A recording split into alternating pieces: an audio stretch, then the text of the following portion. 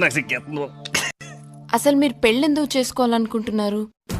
అదేం పేసినా మగాడన్నాక ఆడతోడు ఉండాలా, ఆడదన్నాక మగతోడు ఉండాలా. వీళ్ళిద్దరిది ఇసుకి చూడాలాగా ఎడ తీలని బంధం మరే.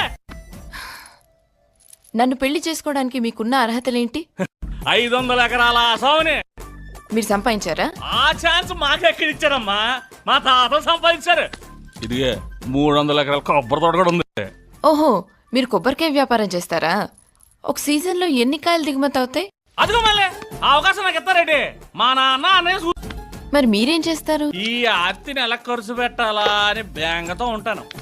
పగలేమో పేకాట, ఇక రాత్రి అయితే అద్దనటవా అంటే కష్టపడమాట. ఓరే నాయనో, నాకీ కట్టవేంట్రా? లేరా, పెద్దల ఆస్తులు చూపించి పోజు కొట్టే వాళ్ళంటే నాకు చిర్రాకు. లే, get out.